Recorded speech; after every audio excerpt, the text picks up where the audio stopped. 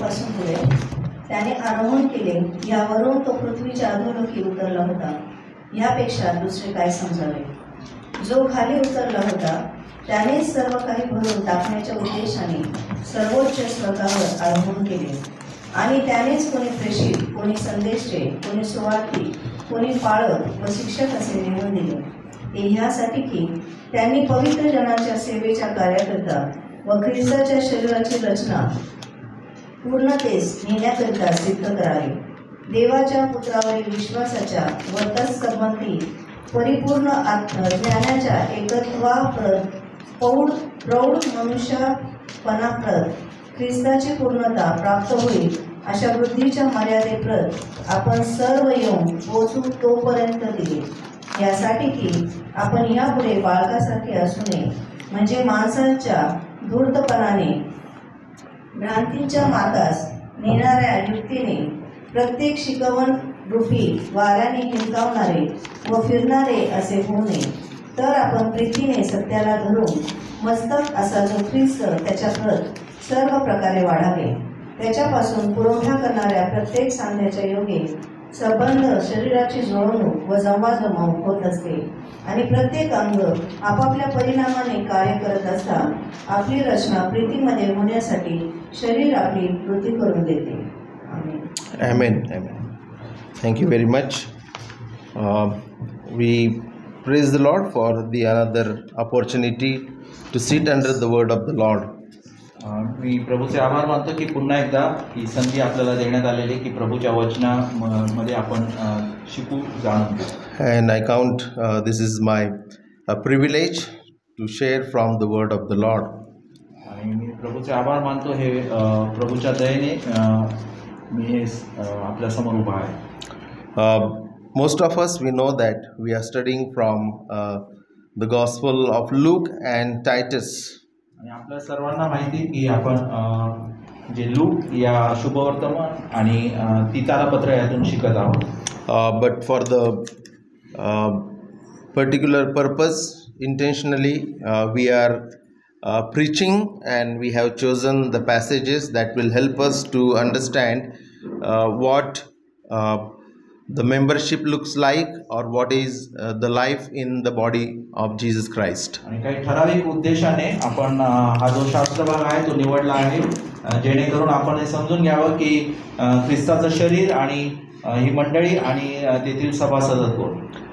The title of the message is From Calling to Maturity, God's Design for His Church. आणि आजचं जे आपलं शीर्षक जे आहे आपल्या उपदेशाचं ते पाचारणापासून परिपक्वतेपर्यंत देवाची त्याच्या मंडळीसाठी जी रचना आहे ते शीर्षक आहे. We know that God has called us. आणि आपल्या सर्वांना माहिती की देवाने आपल्याला बोलवलेलं आहे. But He does not want us that we need to stay in one place, but He wants us to be mature in Christ. आणि त्याची इच्छा आहे की आपण एका ठिकाणी न थांबता आपण त्याच्यामध्ये मॅच्युअर व्हावं किंवा प्रौढ बनावं ही त्याची इच्छा आहे. So some of the highlights of the message this morning is that God has sovereignly called us into one body. आणि जर आजचे जे उपदेश आहे त्यातले जर काही ठळक मुद्दे आपण पाहायचे असतील तर देवाने आपल्याला सार्वभौमत्वाने आपल्याला एका शरीरामध्ये बोलवलेलं आहे.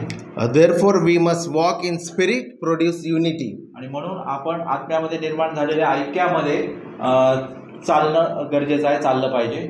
So we need to understand as a church and as the redemption where we are. आणि आपल्याला मंडळी म्हणून आणि ते मुक्तीचं कार्य समजून आपण हे समजून घेणं गरजेचं आहे की आपण कुठे आहोत. The Lord has sovereignly called us in His body, and we need to stay in unity. आणि आपल्याला देवाने सार्वभौमपणे त्याच्या शरीरामध्ये बोलवलेलं आहे आणि आपण त्या ऐक्यामध्ये राहणं गरजेचं आहे. We must serve with Christ given gifts. आणि आपण ख्रिस्ताने दिलेल्या दानांची सेवा केली पाहिजे. We must grow together into maturity in Him. These are the highlights of this message. आणि आपण त्याच्या परिपक्वतेमध्ये एकत्र वाढलं पाहिजे. Or this is the summary of the particular passage. आजच्या या सर्व शास्त्र भागाचा हा सारांश आहे. The title, as you know, that is calling from calling to maturity. आणि आजचं जे शीर्षक आहे पाचारणापासून त्या प्रौढतेपर्यंत किंवा परिपक्वतेपर्यंत. And the first point is the call to a worthy walk from verses 1 to 3. आणि आजचा आपला पहिला मुद्दा आहे की योग्य रीतीने चालण्यासाठी दिलेली हाक किंवा पाचारण. The particular chapter 4, comes after chapter 1, 2 and 3, where Apostle Paul is teaching the doctrines. आणि आपल्याला माहिती की हा जो चौथा अध्याय आहे 1, 2, 3 अध्याय पूर्ण झाल्यावर आलेला आहे आणि पहिल्या 3 अध्यायामध्ये पौल सिद्धांत शिकवतो आपल्याला. In first 3 chapters he is showing us our condition without Christ, and now by grace we are saved. आणि या पहिल्या 3 अध्यायामध्ये तो आपल्याला सांगतो की आमची ख्रिस्ताच्या आधी आमची काय स्थिती होती आणि आता ख्रिस्तामध्ये त्याच्या कृपेने आम्ही कसे आहोत. Because of the grace of God, now through Jesus Christ we are standing, we have right standing before God. आणि त्या ख्रिस्ताच्या कृपेमुळे आता आपण त्या देवासमोर उभे आहोत योग्य रीतीने. Because of the grace of God in Jesus we are standing right before the Father. Therefore now we need to have a right standing in the body of Christ. आणि आपण त्या ख्रिस्ताच्या द्वारे त्याच्या ख्रिस्ताच्या कृपेद्वारे आपण देवासमोर उभे आहोत. तर आपण योग्य रीतीने कसं उभं राहणं गरजेचं आहे हे आपण याच्यातून पुढे पाहू. If you want to learn Paul's letter, Paul's letters are divided in mostly divided into 2 groups. One, the first part is he's teaching who we are in Christ, and now therefore what we must do.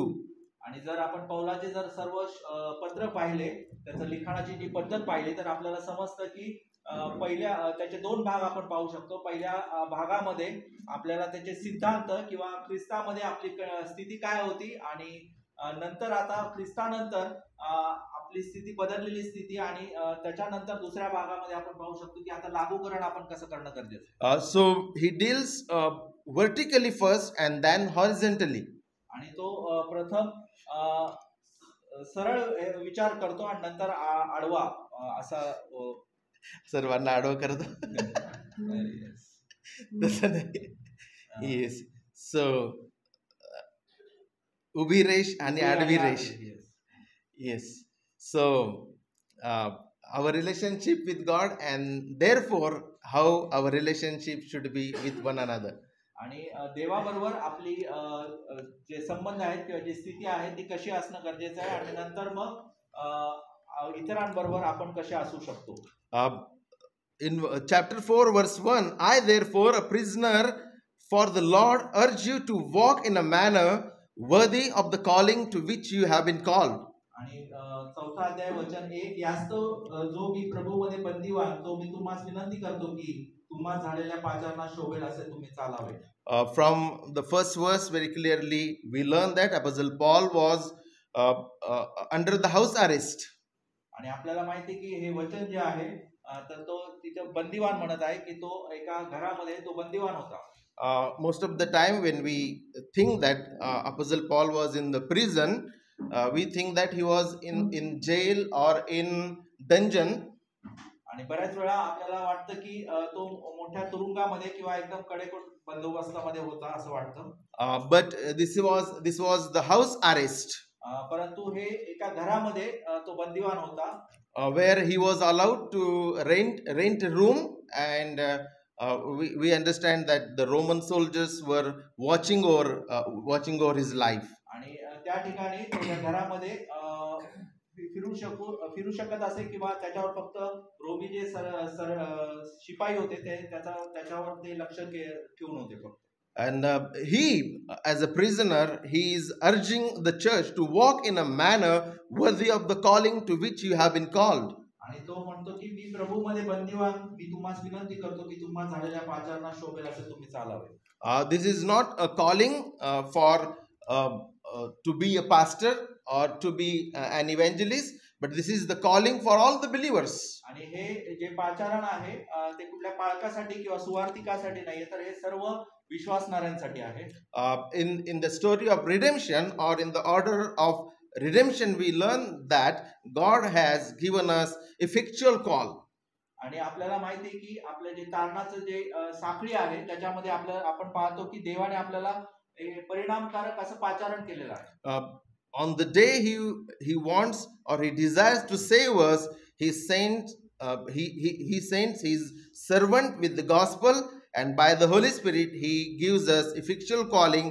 By that we come to Jesus Christ. आणि त्याच्या योग्य वेळेमध्ये आपल्याला माहिती आहे की त्याच्या सुवार्तिकाच्या द्वारे आपल्यापर्यंत ते वचन येतं आणि पवित्र आत्म्याच्या द्वारे आपण त्याला योग्य प्रतिसाद देऊन आपल्या जे पाचारण झालेलं आहे त्याला आपण प्रतिसाद देतो. It is sovereign grace that brought us from death to life.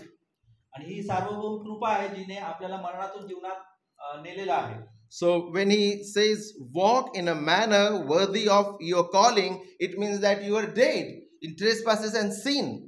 You are hell deserved people, but by sovereign grace now you have been delivered and brought into life and into light. आणि हे आपल्याला वचन हे सांगतं की आपल्याला माहिती की आपली स्थिती काय होती, आपण अपराधांमध्ये मृत असे लोक होतो, परंतु आपल्याला त्या सार्वभौम कृपेने त्या मरणातून जीवनामध्ये आणलेला आहे. And that will help us to understand the rest of the passage. He is setting the tone in verse 1. आणि तो सुरुवातीला या ठिकाणी सर्व गोष्टी ची उभारणी करत आहे किंवा सांगत आहे की पुढे जाऊन होणाऱ्या गोष्टी कशा असतील. And then he says walk in a manner worthy of the calling. What does the word worthy means? आणि तो म्हणतो की पाचारणात शोभेल असं तुम्ही चालवा. म्हणजे काय? Conduct your life according to the gospel. आणि जे योग्य सुवार्तेशी जुळणारं असं आचरण म्हणजे आपण म्हणू शकतो. Conduct your life according to the doctrines that you have learned. आणि जे सुवार्तेशी जुळणारं आचरण किंवा जे सिद्धांत तुम्ही शिकले त्याप्रमाणे ते आचरण. Walk worthy according to your neighbor's standard? No. Walk worthy according to your uncle's standard? No. Walk worthy according to the gospel, according to the sound doctrines. आणि आपल्याला कशा रीतीने ते पाचारण करावं सांगितलेलं आहे की तुमच्या शेजारी कसे चालतात किंवा वागतात त्याप्रमाणे नाही, किंवा तुमच्या घरातील एखादा व्यक्ती कसं चालतो त्याप्रमाणे नाही, तर जे योग्य सिद्धांत आहेत त्याप्रमाणे किंवा जी सुवार्थ सांगते त्याप्रमाणे. Because the Lord has blessed us with many spiritual blessings. He has redeemed us. He has given us hope. He has forgiven all our sins and brought us in his kingdom and in his family. So he's saying that now, according to that standard or what God has done, you walk in that way. आणि देवाने आपल्याला असे भरपूर standard किंवा असे स्तर दिलेले आहेत की ज्याप्रमाणे आपण ते चालू शकतो, त्याप्रमाणे वागू शकतो. आणि हे आपल्याला इथे शिकायला मिळतं. How can we know that we are walking in a manner worthy of the calling? आणि आपल्याला कसं कळेल की आपण त्या पाचारणात शोभेल असं चालतोय किंवा वागतोय? If we see the next verse, we will understand how to walk in a manner worthy of the calling. And he says that with all humility and gentleness, with patience, bearing with one another in love, eager to maintain the unity of the Spirit in the bond of peace. आणि वचन पुढच्याच 2 वचनामध्ये आपल्याला ते समजतं. इथे म्हटले की पूर्ण नम्रतेने, सौम्यतेने व क्षमाशीलतेने वागून एकमेकांचे प्रीतीने सहन करावे, शांतीच्या बंधनाने आत्म्याचे ऐक्य झटत असावे. We know that all these things what Apostle Paul is teaching, we cannot accomplish that by our flesh. आणि आपल्याला माहिती की ह्या सर्व गोष्टी ज्या आहेत जे पौल इथे सांगत आहे ते आपण आपल्या देहाने स्वतःच्या कर्तृत्वाने ते करू शकत नाही. We need the Spirit, we need the grace of God, we need help. आणि आपल्याला माहिती की आपल्याला त्या पवित्र आत्म्याच्या सहाय्याची, त्याच्या कृपेची गरज आहे. And the Lord has amazingly provided all things for the godliness. आणि आपल्याला माहिती की देवाने आपल्या या सर्व गोष्टींची आपल्यासाठी त्याच्या दयेने पूर्तता केलेली किंवा त्या पुरवलेल्या आहेत. So in verse 2 and 3 he is giving the marks of the worthy walk. आणि वचन 2 आणि 3 मध्ये आपण पाहतो की आपल्याला ते लक्षणं किंवा ते चिन्ह दिलेले आहेत की आपण कशा रीतीने पाचारण केले त्याप्रमाणे चालावं. Humility, gentleness, patience, bearing with one another in love. नम्रता, सौम्यता, धीर आणि प्रेमाने एकमेकांना सहन करा या प्रकारे. And eager to maintain the unity of the spirit in the bond of peace. आणि शांतीच्या बंधनाने आत्म्याचे ऐक्य राखावे, झटत राहा किंवा त्या प्रकारे. This is the practical session actually. Verses 4 to chapter 4 to 6 is practical session, or he is pointing towards duty and responsibility. आणि या वचनांमध्ये आपण पाहतो की हे प्रात्यक्षिक स्वरूपामध्ये आहे की आपल्याला त्यांनी दाखवलेले आहे की तुमचे कर्तव्य किंवा तुम्ही काय करणं गरजेचं आहे. So how can we know that? Are we walking worthy of the calling to which we have been called? आणि मग हे आपण कसं समजू शकतो की आपण आपल्याला जे पाचारण झालंय त्याप्रमाणे आपण चालतो की नाही. Contentious lifestyle, always fighting, always arguing, always grumping, always nagging. काय आपण प्रत्येक वेळेस वाद घालत राहतो किंवा एकमेकांबद्दल चहाड्या किंवा भांडणं करतो या सर्व गोष्टी. I think what Apostle Paul is teaching in verse 2 and 3 is completely opposite of that. आणि या सर्व गोष्टींच्या विपरीत इथे पौल बोलत आहे. Humility, gentleness, patience, bearing one another in love and eager to maintain the unity. नम्रता, सौम्यता, धीर, प्रीतीने एकमेकांबरोबर वागणं किंवा सहन करणं त्यांचं, आणि जे शांतीच्या बंधनाने आत्म्याचे ऐक्य राखावे, झटत राहणं. But how this practically looks in the church or in the family? आणि या सर्व गोष्टी आपण प्रात्यक्षिकाद्वारे किंवा मंडळीमध्ये आपण कसं ते करू शकतो त्याचं लागूकरण. Bearing one another in love. प्रीतीने एकमेकांचं सहन करावं. Who is doing that first? आणि हे सर्वात प्रथम कोणी केलं? We know that God is bearing us in love. आणि आपल्याला माहिती की सर्वात प्रथम हे आपल्यासाठी कोण करतो तर देव करतो. तो प्रीतीने आपल्याला आपल्या प्रत्येक गोष्टी सहन करतो. So how will it look like in the church? आणि मग हे मंडळीमध्ये आपण कसं पाहू शकतो? In a church there are members with different backgrounds, right? आपल्याला माहिती की मंडळीमध्ये वेगवेगळ्या समूहातून आलेले लोक असतात. With different personalities. आणि त्यांचे वेगवेगळे व्यक्तिमत्व असतात. Their spiritual maturity is on the different level. आणि प्रत्येकाची आत्मिक प्रौढता ही वेगवेगळ्या प्रकारामध्ये असते. Someone in the church is first year Christian and the other is 40 years Christian. आणि काही जण पहिल्या वर्गात शिकत असतात किंवा काही जण 40 वर्षाचे ते जुने असे ख्रिस्ती असतात. Some may sing loudly. आणि काही जण अगदी मोठ्या प्रकारामध्ये मोठ्या आवाजात ते गाणं म्हणतात. Others may be very quiet. आणि काही जण अगदी शांत रीतीने ते करतात. Some are always on time in the church. आणि काही जण अगदी वेळेमध्ये चर्चला येतात. Some while others often come late.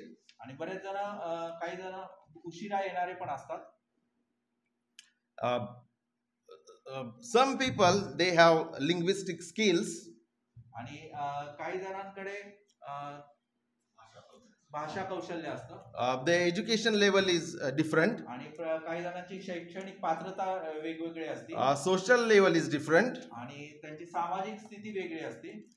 At times such differences can irritate us or test our patience. आणि बऱ्याच वेळा आपल्याला या सर्व जे वेगवेगळे गुणधर्म, वेगवेगळ्या जे परिस्थिती, यामुळे आपण बऱ्याच वेळा आपली मानसिक स्थिती किंवा आपण आपल्या तोल जाऊ शकतो, आपला धीर खचू शकतो. Sometimes the preacher may give one manuscript and he may add something and the translator struggles. कधी कधी असं होऊ शकतं की भाषांतर करणारा. So this is how the church life is. आणि हे अशा प्रकारे मंडळीचं जीवन आहे. But despite of all these differences, the Lord calls us not to reject each other but to bear with one another in love. आणि या सर्व गोष्टी असून देखील परमेश्वर आपल्याला एकमेकांना नाकारायला सांगत नाही, तर तो एकमेकांप्रती सहन करायला आपल्याला सांगतो. Just as Christ patiently bears with our weaknesses, we must also show patience and grace to our brothers and sisters in church. जसं ख्रिस्ताने आपल्या सर्व अशक्तपणामध्ये आपल्याला त्याने स्वीकारलं, आपल्यावर तो प्रीती करतो, त्याच प्रकारे आपण देखील आपले जे मंडळीतील जे सभासद आहेत त्यांच्यावर प्रीती करून त्यांचं सहन करणं गरजेचं आहे. This is how practically bearing one another looks like. आणि हे आपण जे प्रात्यक्षिक रूपामध्ये आपण या सर्व गोष्टी करू शकतो. And then he says, be eager to maintain unity of the spirit in peace. आणि मग तो म्हणतो की शांततेत आत्म्याची एकता राखण्यास उत्सुक राहा. What he says? Unity of the spirit. आणि तो काय म्हणतो की एकता किंवा ऐक्याची ते आत्म्याची ऐक्यता. It means this peace is not created by us. याचाच अर्थ काय तर ती शांतता आमच्याद्वारे आलेली नाहीये. Unity is not created by us, but it is the gift of the Holy Spirit. आणि ते ऐक्य देखील आमच्याद्वारे आलेलं नाही, तर ते त्या पवित्र आत्म्याचं काम आहे. If we are in unity, it is because of the Spirit work. आणि जर आपण ऐक्यामध्ये राहतो तर ते पवित्र आत्म्याचं ते कार्य आहे. And because he has given us this gift, Apostle Paul says that eager to guard this gift. आणि हे त्यांनी दिलेलं आपल्याला ते दान आहे, म्हणून आपण ते एकतेचं त्या ऐक्याचं आपण रक्षण करणं गरजेचं आहे. The moment we work against the gift of the peace or the gift of the unity, we are sinning against the Holy Spirit. आणि मग आपण ज्यावेळेस ऐक्याच्या विरुद्ध जाऊन काही काम करतो तर आपण त्या पवित्र आत्म्याच्या विरुद्ध आपण जाऊन ते काम करतो. Most of the time we don't think that these phrases are so serious. आणि बऱ्याच वेळा आपल्याला त्याचा गांभीर्य लक्षात येत नाही, तर आपण ते अगदी इझिली घेतो. Christian unity is the gift by the Holy Spirit. आणि ख्रिस्ती ऐक्य हे पवित्र आत्म्याने दिलेली देणगी आहे. And therefore there is no place for high-headedness, arrogance and pride. आणि म्हणून तिथे आपल्याला कुठल्याही प्रकारचे बढाई मारण्याचं किंवा गर्व करण्याचं कुठल्याही प्रकारचं कारण नाही. Our work is to guard this unity which is created by the Holy Spirit. आणि आपलं जे काम आहे त्या ऐक्याचं किंवा त्या एकतेचं रक्षण करणं जे पवित्र आत्म्याने आपल्याला दिलेलं आहे. I can imagine a church where people have different opinions about music style, seating, how to organize the events.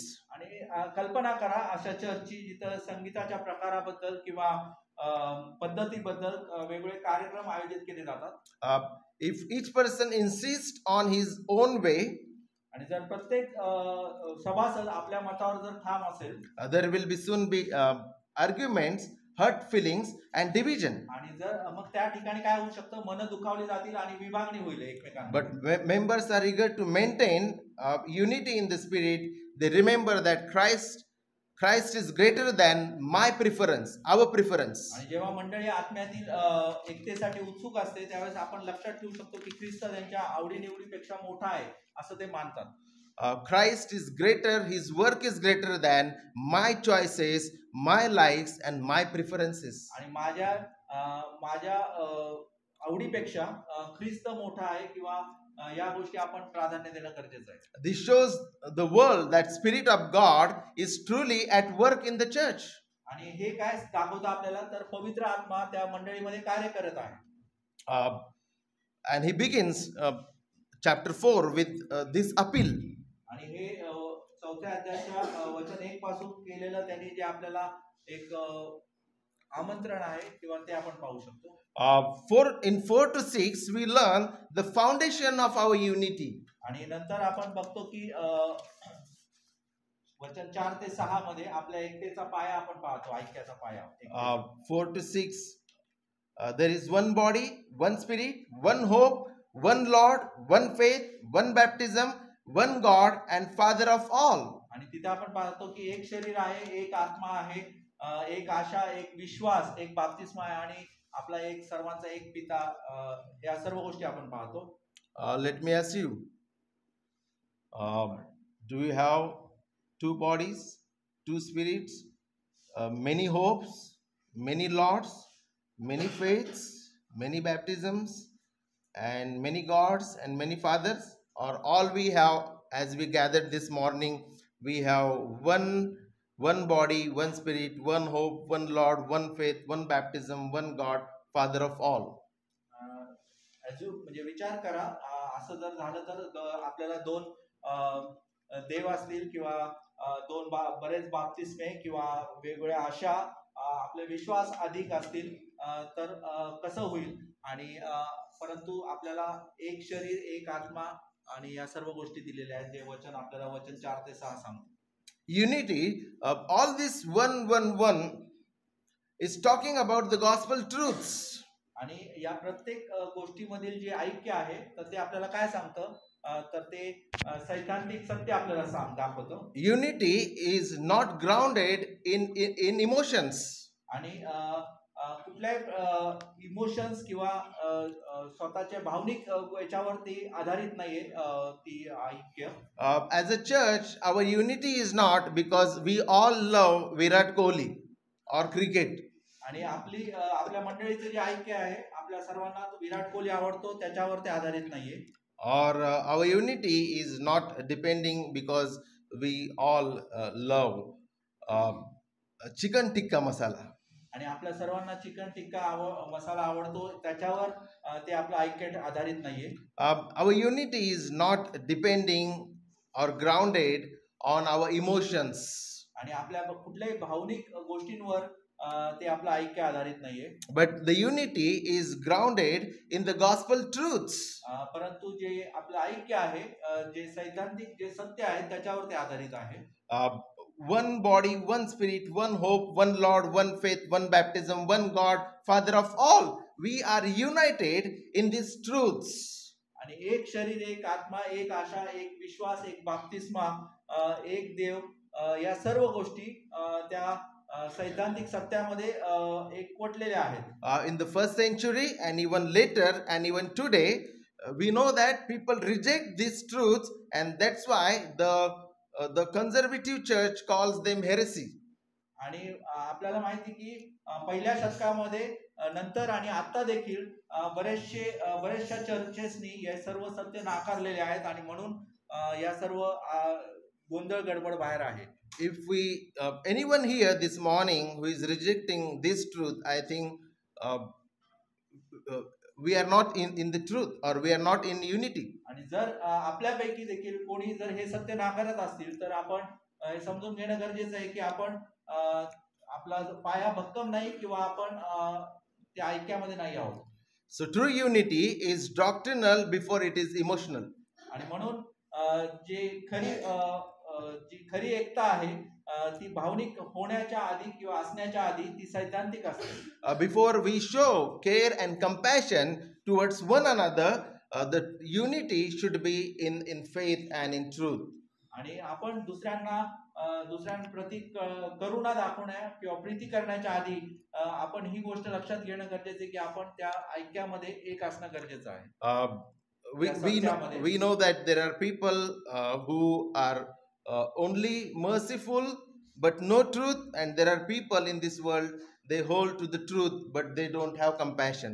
आणि आपण या जगामध्ये असे दोन्ही प्रकारचे लोक पाहतो, ज्यांच्यामध्ये ती एक दुसऱ्यांच्या प्रती ती दया असते परंतु त्यांच्याकडे सत्य नाहीये. आणि काही लोक असे आहेत की त्यांच्याकडे सत्य आहे परंतु ते इतरांवर दया आणि ती करुणा दाखवत नाही. And I think as a church we should have both truth and grace, truth and love. आणि म्हणून आपण मंडळी म्हणून आपण या दोन्ही गोष्टी दाखवणं गरजेचं आहे, सत्य आणि ती कृपा किंवा ती दया ती Preeti. So unity must be rooted in the scripture. आणि म्हणून ती जी एकता किंवा ते ऐक्य आहे ते शास्त्रात रुजलेलं असणं गरजेचं आहे. Unity must not rest in compromise. आणि ते एकता समझोत्यावर आधारित ती नसावी. Most of the time, in order to show mercy and kindness, people destroy the truths.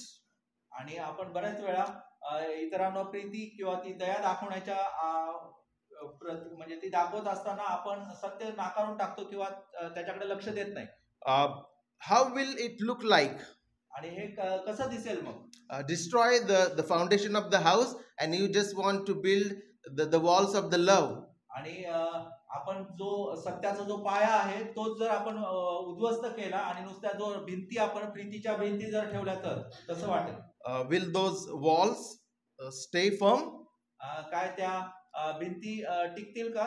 No. So the walls of the love, compassion should have the foundation of the truth. आणि त्या प्रीतीच्या भिंती, त्या करुणेच्या भिंती त्या सत्यावर आधारित असणं, त्याच्या पायावर असणं गरजेचं आहे. And as a church, we need to guard the gospel. आणि म्हणून आपण मंडळी म्हणून त्या सुवार्तेचं आपण रक्षण करणं गरजेचं आहे. Without truth, unity is counterfeit or fake. आणि सत्याशिवाय ती जी एकता आहे किंवा ते ऐक्य आहे ते बनावट आहे. And then in verses 7 to 12, we understand about Christ's gift for the Christ's gift for the growth of the church. आणि वचन 7 ते 12 मध्ये आपण पाहतो की मंडळीच्या वाढीसाठी ख्रिस्ताने दिलेल्या देणग्या आपण पाहतो. From verse 7 to 12, he says that Jesus Christ, he descended and again he ascended, and when he went in heaven, he gave the gifts to the church.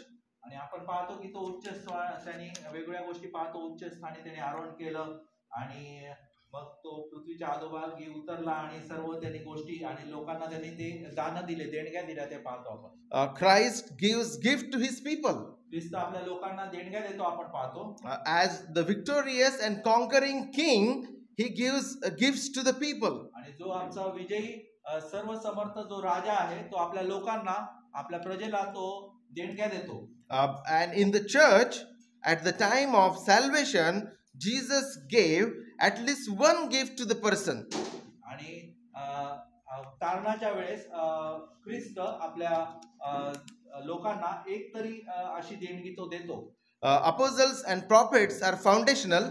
आणि संदेष्टे आणि जे प्रेषित आहेत ते पाया आहेत, असे आहेत आपल्याला माहिती. He says he gave prophets, apostles, evangelists, teachers and pastors. आणि आपल्याला माहिती की त्यांनी आपल्याला प्रेषित दिले, संदेष्टे दिले, सुवार्तिक, पाळक, शिक्षक हे सर्व दिले. You can see how this church looks like. आणि आपण इथे पाहू शकतो की कशा रीतीने आपली मंडळी आपण पाहू शकतो कशी आहे. Jesus Christ, the cornerstone. आणि आपला जो ख्रिस्त जो आमचा कोनशिला आहे. And the foundation, prophets and apostles are the foundations. आणि प्रेषित आणि संदेष्टे हे पाया आहेत. And evangelists, teachers and pastors, they are building on what prophets and apostles taught. आणि जे पाळक आहेत, सुवार्तिक आणि जे शिक्षक आहेत, तर जे अपोस्टल्स किंवा प्रेषित आणि संदेष्टांनी जे शिकवलं ते पुढे ते आपल्या लोकांना ते शिकवतात. So now in the church, in the church, evangelists, teachers and pastors, they are teaching what apostles and prophets taught. म्हणून आता मंडळीमध्ये सुवार्तिक, पाळक आणि शिक्षक जे आहेत, तर ते जे प्रेषितांनी जे शिक्षण दिलेले आहे, अपोस्टल्स, प्रेषित आणि संदेष्टांनी, तर ते पुढे ते शिकवत आहेत. And here we are. Are you able to see yourself here? आणि त्या ठिकाणी आपण आहोत. Here. You imagine that Jesus is cornerstone.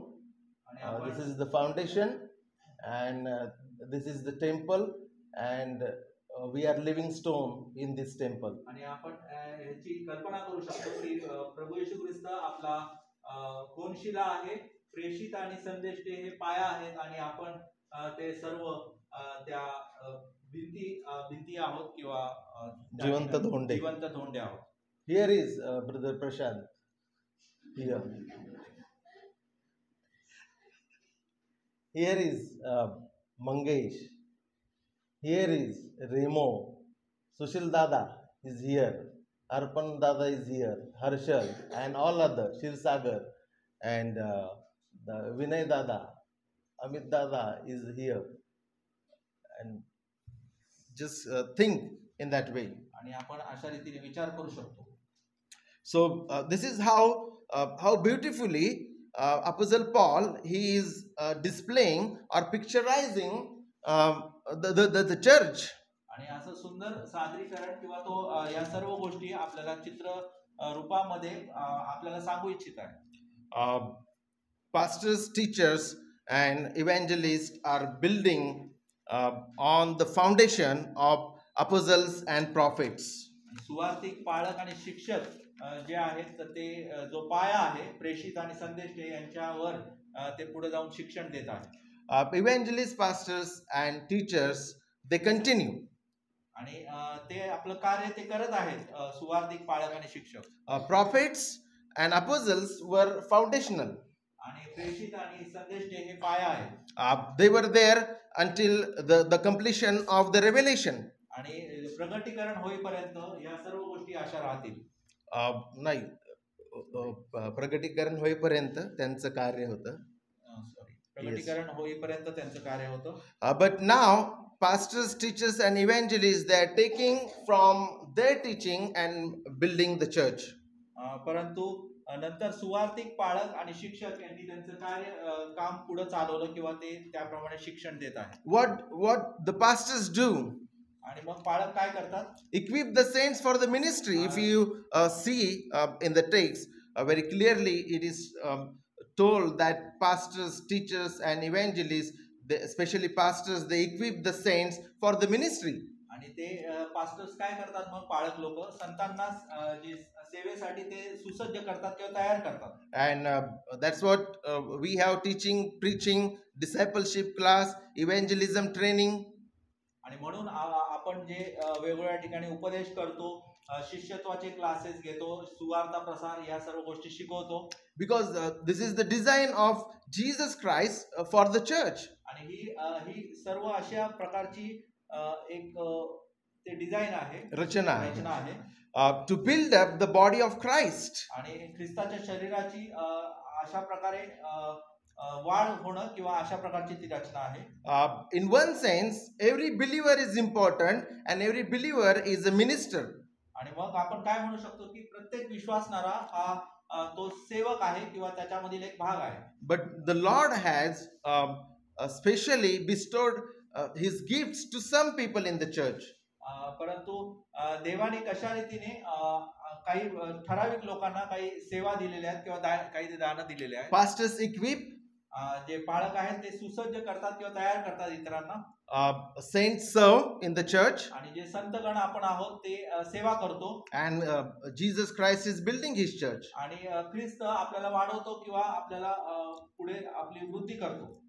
Pastors equip, saints serve, and Jesus is building his church. आणि पाळक सुसज्ज करतात, संत जे गण आहेत ते सेवा करतात आणि ख्रिस्त त्या सर्वांना आपल्याला वाढवतो. When Apostle Paul is saying, when he ascended, he gave gifts. It means prophets, apostles, pastors, evangelists and teachers are gift to the church. आणि इथं म्हणण्यात आलं की त्यांनी उच्च स्थानी आरोहण केले तेव्हा त्यांनी आपल्याला जे दान दिलेले त्याच्यामध्ये प्रेषित, संदेष्टे, सुवार्तिक, शिक्षक आणि पाळक हे सर्व आपल्यासाठी ते देणग्या आहेत. All believers, they are gift to one another, but according to this context or the text, pastors, evangelists and teachers, apostles and prophets, they are gift to the church. आणि नक्कीच आपण सर्व विश्वासणारे एकमेकांसाठी देणगे आहोत, परंतु या ठिकाणी जो शास्त्र भाग आहे त्याप्रमाणे पाळक जे आहेत, शिक्षक आहेत, सुवार्तिक, प्रेषित, संदेष्टे हे सर्व आपल्यासाठी त्या ख्रिस्ताच्या द्वारे दिलेली देणगी आहे. They gather Christ's sheep and they perfect them, matured them by the word of Lord. आणि देवाच्या वचनाच्या द्वारे ते ख्रिस्त केंद्रित असं जीवन ते जगायला शिकवतात, ते एकमेकांची वाढ करतात. Use your gift. The Lord has given us gift. Use your gift for the sake of the body.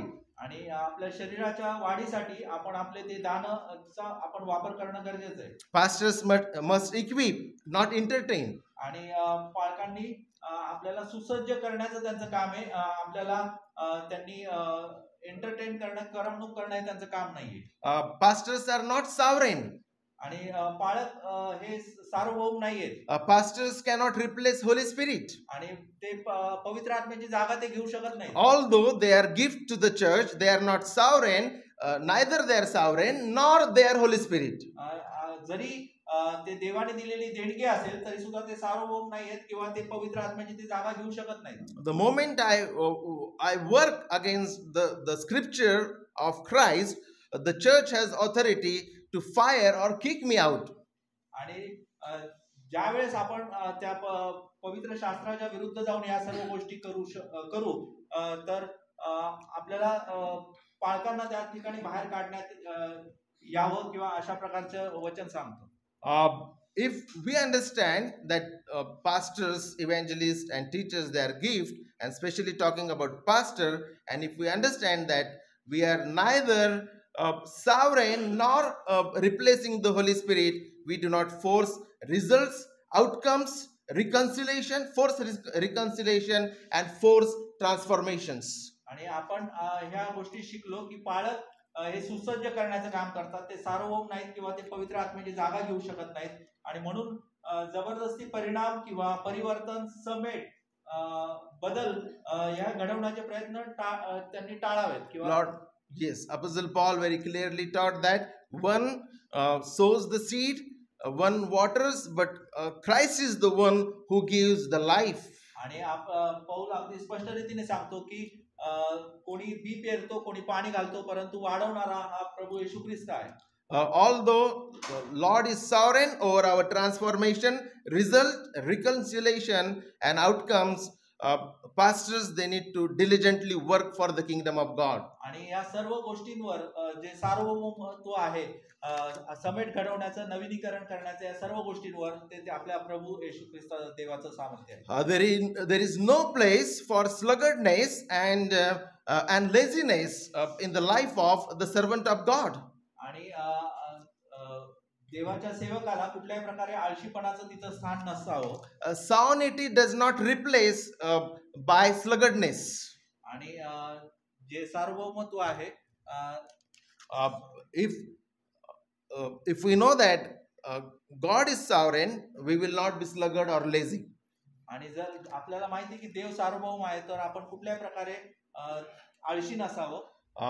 Pastors they must serve and labor and diligently work for the kingdom. आणि पालकांनी अगदी विश्वासूपणे जे काम त्यांना सोपवण्यात आलेलं आहे ते व्यवस्थित रीतीने ते काम करावं. Same thing applies to the saints because God has given you also the gifts and saints must serve and work for the kingdom of God. आणि तेच जे जसं पालकांसाठी आहे तसंच प्रकारचे जे काम आहे ते आपल्या जे संतगण आपण जे सर्व विश्वासणारे आहोत त्यांच्यासाठी देखील आहे. जे दाना आपल्याला दिलेली आहे त्याद्वारे आपण त्याची सेवा करणं गरजेचं आहे. And finally from 13 to 16 the goal is maturity in Christ. आणि शेवटचं जे आहे 13 ते 16 वचन ध्येय आपलं काय तर ख्रिस्तामध्ये परिपक्वता, प्रौढता. Unity in faith. आपण पाहिलं की त्या ऐक्यामधील ऐक्याचा जो पाया आपण पाहिला. If we read 13 to 16 we see the goal is we all should pastors are working. God has given the gifts to the church. Pastors are working so that we all should be in the unity of the faith. आणि आपण पाहिलं की आपल्या सर्वांना देवाने वेगवेगळे दान दिलेले आहेत आणि आपण सर्व त्या ऐक्यामध्ये आहोत. आणि मग आपण पुढे आपण याच्यात पाहू शकतो की विश्वासातील ती एकता आपण पाहू शकतो. If you see verse 13 until we all attain to the unity of faith. आणि जर 13 ते 16 मध्ये आपण पाहिलं तर या सर्व गोष्टी आपण पाहू शकतो. And the word all is very important. He is not saying only the elite class should get the knowledge of Christ, knowledge of the Son of God, or only the people who went to seminary they should attain the unity of the faith. But he is saying all to attain the unity and the knowledge of the Son of God. आणि इथं आपण बघतो की आपण सर्वांनी असं म्हटलेलं आहे तर तिथे फक्त असे काही ठराविक लोकांसाठी किंवा जे थिओलॉजीचा क्लास करतात किंवा जे मिनिस्ट्री करतात त्यांच्यासाठीच ते बोलण्यात आलेलं नाही तर प्रत्येकासाठी ते आहे. The Lord has given pastors to the church. The Lord has given spiritual gifts to the church so that we may be in the unity in the faith. आणि देवाने आपल्याला ते ऐक्य दिलेले आहे, ते पाळक दिलेले आहेत, ते आपल्याला दान दिलेले आहेत वेगवेगळे आणि म्हणून आपण त्या विश्वासातील त्या ऐक्यमध्ये राहणं गरजेचं आहे. The spiritual gifts are given according to verse 3 so that we may have a deep knowledge of Christ. आणि आपल्याला देवाने सर्व आध्यात्मिक आशीर्वाद दिलेले आहेत आणि म्हणून आपल्याला ते ख्रिस्ताचं सखोल ज्ञान असणं गरजेचं आहे. That's what verse 13 very clearly teaching. वचन 13 स्पष्ट रीतीने आपल्याला ते सांगतो. We all attain to the unity of faith and of the knowledge of the Son of God. आपण सर्वांनी देवाच्या पुत्रावरील विश्वासाच्या व तत्संबंधी ज्ञानाच्या एकत्वास प्रौढ मनुष्यपणास ख्रिस्ताची पूर्णता प्राप्त होईल अशा वृद्धीच्या मर्यादेस येऊन पोहोचू तोपर्यंत दिले. And then he is also talking about the maturity that the church, the believers should be matured in faith. आणि म्हणून म्हणून तो म्हणतो की आपल्या सर्वांचे जे विश्वासणारे आहेत त्यांनी त्या आध्यात्मिक परिपक्वतेपर्यंत पोहोचणं गरजेचं आहे. And how can we know that we are mature or somebody is mature? आणि आपण हे कसं समजू शकतो की एखादी गोष्ट एखादा व्यक्ती परिपक्व आहे? As per the context, maturity measured by your faithfulness. आणि जी परिपक्वता आहे तर ती कशावरून आपण मोजू शकतो तर ते तुमच्या विश्वासूपणाच्या द्वारे. Maturity protects from false doctrine. आणि जी परिपक्वता आहे ते खोट्या शिक्षणापासून आपलं संरक्षण करते. Verse 14, so that we may no longer be children tossed to and fro by the waves and carried about every wind of doctrine by human cunning, by craftiness and in deceitful schemes. आणि वचन 14 ते त्याच्यात स्पष्ट रीतीने आपण पाहू शकतो यासाठी की आपण यापुढे बाळासमान असू नये, म्हणजे मनुष्यांच्या धूर्तपणाने भ्रांतीच्या मार्गास नेणाऱ्या युक्तीने उपदेश रूपी प्रत्येक वाऱ्याने हेलकावणारे व फिरणारे असे होऊ नये. If we go around, we know that people of the churches, they are tossed to and fro by the every wind of doctrine. आणि जर आपण पाहिलं बाहेर अशी परिस्थिती आहे की वेगवेगळ्या ठिकाणी लोक वाऱ्याने उडणारे म्हणजे हेलकावे खाणारे असे ते लोक आहेत. वेगवेगळ्या ठिकाणी ते भटकत असतात. Last week, Brother Prashant, Brother Arpan and I been to Sangli, Miraz, Islamabad, right? Islampur. मागच्या आठवड्यामध्ये ब्रदर अर्पण, ब्रदर मंगेश आणि मी सांगली, कोल्हापूर आणि इस्लामपूर या ठिकाणी आम्ही होतो. And then 10 to 20 people around, pastors, they told us that a preacher comes in Sangli and Kolhapur and conducts the healing meetings. आणि ते सांगत होते 10 ते 20 असे पाळक होते. ते सांगत होते की एक प्रीचर आले आणि सांगली आणि कोल्हापूर या ठिकाणी जे मिरॅकल्स किंवा वेगवेगळे चमत्कार करणारे, रोग बरे करणारे असे ते होते. And on the final day he appeals and he says that the last day's offering is mine. आणि शेवटच्या दिवशी त्यांनी सांगितलं की जे दानार्पण आहे शेवटच्या दिवसाचं ते सगळं मी घेणार किंवा ते माझं असेल. Then he says that whatever gold you have on your body, please put in the offering. आणि मग त्यांनी सांगितले की तुमच्या शरीरावर जे काही सोनं आहे ते याच्यामध्ये घाला दानार्पणामध्ये. If not gold, you may have silver. आणि जर तुमच्याकडे सोनं नसेल तर चांदी तुम्ही देऊ शकता. If not gold and silver, please bring your debit card and credit cards.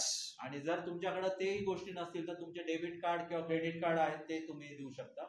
And some of the couples, they were fighting in the meeting. आणि काही तिथे जोडपे होते ते एकमेकांमध्ये भांडण होऊ लागले त्यांचे. Because husband, he was very much emotional, and that man was actually wanted to give gold of the wife to that preacher. आणि जे पुरुष आणि स्त्री म्हणजे ते कपल होते, ते जोडपं त्यातले जे पुरुष होता तर तो भावनिक होता आणि तो आपल्या पत्नीचं जे सोनं आहे तो देऊ इच्छित होता. And woman, she rejected that demand. आणि जी स्त्री होती तिने ते नाकारलं. So this is a very I think vivid and very obvious situation which is going on in Maharashtra and throughout the country. आणि ह्या अतिशय विचित्र आणि अशा वाईट गोष्टी सध्या महाराष्ट्र आणि पूर्ण भारतात चालू आहे. That's what Apostle Paul is warning and teaching here. The mature people in the faith and people who are mature in the knowledge of the Son of God, they will not toss to and fro. आणि म्हणून पौल इथं अगदी स्पष्ट रीतीने सांगतो जे लोकांना जे प्रौढतेपर्यंत जे विश्वासणारे पोहोचलेले आहेत, जे विश्वासातील एकतेमध्ये ते आहेत, ख्रिस्ताचं सखोल ज्ञान त्यांना आहे, तर ते अशा प्रकारे जे खोटं शिक्षण आहे ते नाकारतात. So how we can know that a particular person is mature? We know that they are acquiring, they are getting the deep knowledge of Christ. आणि आपण कशा रीतीने ते पाहू शकतो मग परिपक्व कोण आहे तर त्यांना त्या ख्रिस्ताचं सखोल ज्ञान असतं. They always strive for the unity in the faith. आणि ते नक्की ते नेहमी जी सुवार्तेचा जो विश्वास आहे त्याच्या ऐक्यामध्ये ते राहतात and they say no to the false doctrines and false gospel. आणि ते खोट्या शिक्षणाला सर्व प्रकारच्या खोट्या शिक्षणाला ते नाकारतात. They say, Apostle Paul says in verse 15, rather speaking the truth in love, we are to grow up in every way into Him who is head, into Christ. आणि वचन 15 तर आपण प्रीतीने सत्याला धरून मस्तक जो ख्रिस्त त्याच्या परिमाणाने सर्व प्रकारे वाढावे. Growth comes by speaking truth in love. आणि जी वाढ आहे ती कशाने येते तर प्रीतीने सत्याला धरून. Once again he is mentioning the beautiful truth that Christ is the head of the church. आणि पुन्हा एकदा त्यांनी ते एक सुंदर सत्य आपल्याला सांगितलंय की ख्रिस्त आपल्या मंडळीचा मस्तक आहे. And Christ is making the whole body to grow. आणि ख्रिस्त आमच्या पूर्ण शरीराची तो वाढ करवतो. Each part must work properly. आणि प्रत्येक भाग योग्य रीतीने वाढणं किंवा योग्य रीतीने कार्य करीत राहणं गरजेचं आहे. As the church and body of Christ, each part should work properly. आणि प्रत्येक भाग योग्य रीतीने कार्य करायला हवा. Sanctification is both corporate as well as personal. आणि पवित्रीकरण जे आहे ते सामूहिक वैयक्तिक आणि सामूहिक दोन्ही प्रकारे ते आहे. You read the Bible, take devotion every morning. आणि आपण रोज पवित्र शास्त्र वाचून त्याच्यावर मनन करणं गरजेचं आहे. But whenever the church gathers for Bible study, for mission work, for the service, Sunday service, we come together and Christ He blesses us and Christ He sanctifies us corporately. आणि ज्यावेळेस आपण मंडळी म्हणून एकत्र येतो, मग आपले पवित्र शास्त्र अभ्यास असो किंवा आपलं सुवार्ता प्रसार किंवा वेगवेगळ्या ठिकाणी आपण ज्यावेळेस भेटतो तर त्यावेळेस आपण एकत्र येणं गरजेचं आहे. We grow together in Christ. त्या ख्रिस्तामध्ये आपण एकत्र वाढतो. The church is healthiest when all serve. आणि जर सर्वजण जेव्हा सेवा करतात तेव्हा मंडळी निरोगी राहते किंवा सुदृढ राहते. Commit to truth and love. आणि म्हणून सत्य आणि प्रेमासाठी समर्पित असं तुम्ही जीवन जगा. Serve in your role so the body grows in love. आणि आपल्या भूमिकेमध्ये आपण ज्या भूमिकेमध्ये आहोत त्या प्रकारे तुम्ही सेवा करा आणि जेणेकरून आपण त्या शरीरामध्ये त्या प्रीतीने आपण वाढत जाऊ. May the Lord bless all of us to understand these beautiful truths from this very passage. आणि परमेश्वर करो आपल्या प्रत्येकाचं तो सहाय्य करो की हे सुंदर जे सैद्धांतिक सत्य आहेत ते आपल्या मंडळीमध्ये आपण प्रत्येकाने त्याचं लागूकरण करू.